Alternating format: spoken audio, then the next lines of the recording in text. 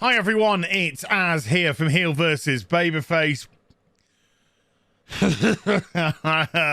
I don't know what direction this video is going to take, so let's just strap ourselves in and go along for the ride, shall we? As ever, season 12 ratings are up because we need to do some comparison with last night, and also the consolidated figures from last week, which are very interesting indeed, considering there was a bump in the ratings because of the previous episode's Weeping Angels.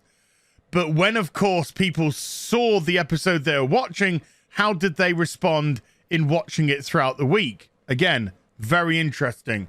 So first and foremost, as we tend to do, let's get into the actual basic review. This isn't an in-depth review. If you want to see an in-depth review, go watch the video on Nerdrotic's channel that we did yesterday.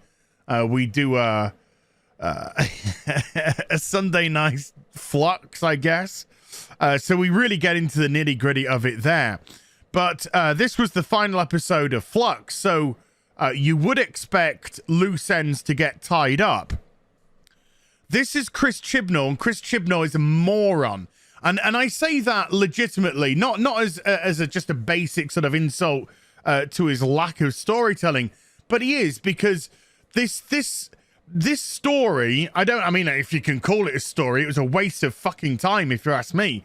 But this whole event of Flux was just so mishmashed, put together, messy, felt like it was written by a child, had so many conveniences, contrivances, and just simply plot holes all over the place as to what was actually going on. So I guess if I was expecting to have a nice little wrapped up, at least making common sense episode, no, this wasn't the one. In actual fact, this episode went and confirmed some of the criticisms which I had earlier. I'll get to the main, well, not the main one, but I get to one which I've used as an example, which was Claire. In this episode, they went back in time, picked up Claire, and then dropped her back off in present day. Which means there is no way that Claire knew who the Doctor was in episode 1.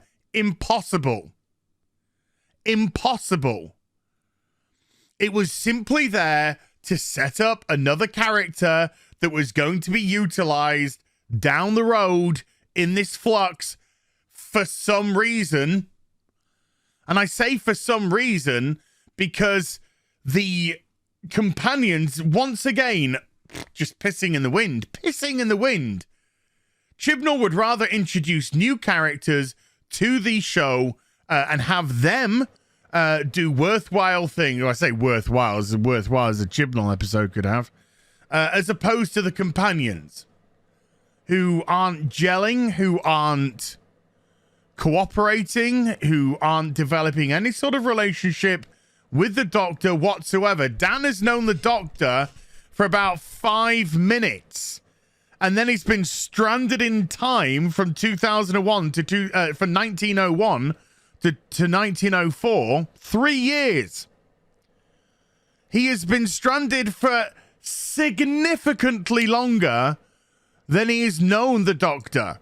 So the next time I'd see the Doctor, I'd say, take me back to 2020, 21, 21. And fuck off. But no, they act as if they're the be-all and the end-all of everything. You don't know them. There's been no relationship developed between you whatsoever. And even when I say 5 minutes, I might be being a bit generous there as well. So anyway, the cliffhanger at the end of last week's was Swarm was reaching out to touch the Doctor and disintegrate them, erase them from time.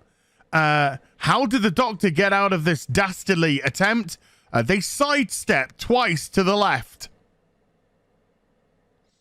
Well, that was a great payoff to that cliffhanger then, wasn't it?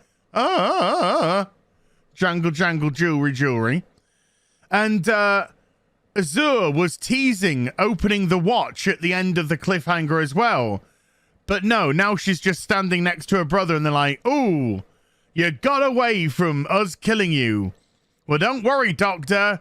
We'll get you and we'll kills you. Which is not actually true. Because then the Doctor splits into 3. Why? How? They say some wibbly wobbly line. Doesn't make any sense. Don't think about it. Chibnall needed to have the Doctor in 3 points at one time and didn't have anything clever to concoct to do it. So it just happened. And then Swarm and Azure don't kill the Doctor. They just play and toy with the Doctor. And this episode is so dumb. Diane from Liverpool somehow has worked out exactly how the passenger works. And when Discount Killmonger gets trapped in there, she just tells him all the others have gone now. Where? How? Why? Don't ask questions. Don't ask questions. You ain't going to get them answered. Oh, and the payoff to Discount Killmonger and Irish Asian girl's baby is none. They're just together and she's pregnant. It's got no significance whatsoever. None at all. Right, yeah, that's good. So the Sontarans eject all the doggos from their ships into space, I think, and kill them all. Apart from Doggo that we know that was captured. He does a oh in loss of the doggos. I laughed. It was stupid. The costume looks so dumb. It looks like a man dressed up in a Halloween. Never mind. So no, couldn't take that seriously in the slightest. And how do they defeat the Flux? They defeat the Flux by putting a passenger in front of it. So the passenger absorbs all the Flux.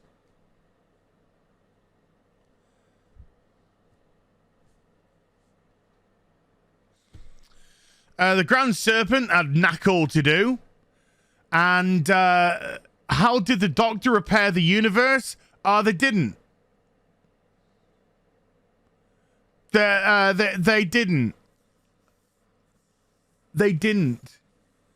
So the universe is just an absolute ruined disaster. And I think it was episode 4, or maybe last episode, Tech to You said that the focal point for the Flux, the final part, was Earth. So if Earth was the final point, then that means everything else would be annihilated. So there wouldn't be anything out there anymore. This made no sense. And the way that Chibnall kind of, when I say justifies, tries to pass off what he's doing is just by making loads of camera cuts. And then people just go, oh, yeah, I do this. Cut. Don't think about it. Don't think. It's fucking Doctor Who on ADHD. Don't think. So many jump cuts with people just babbling nothing. It's just there to confuse you. It's like having an argument with a prick on Twitter. They don't use any logic whatsoever. They just try and confuse you into being like, oh, fuck it. And that's what this episode was. It was shite. Dog shit. Oh.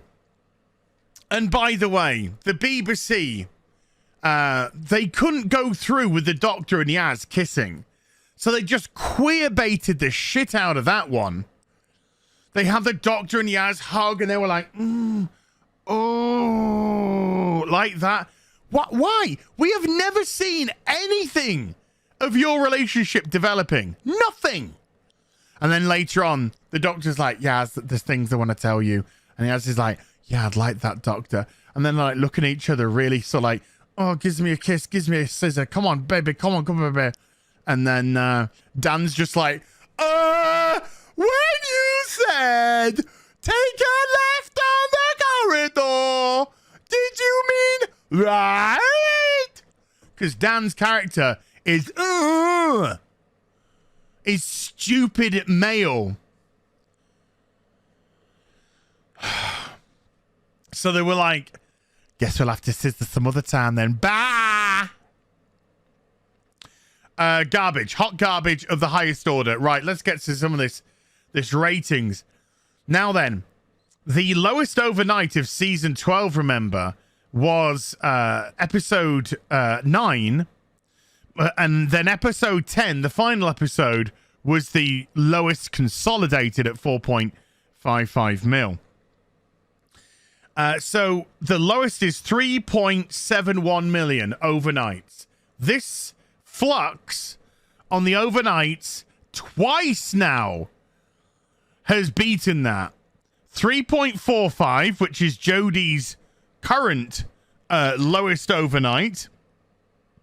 And then for the finale, a drop of the 300,000 that they gained down to 3.58, the second lowest overnight of Whittaker's run, both of them being within Flux.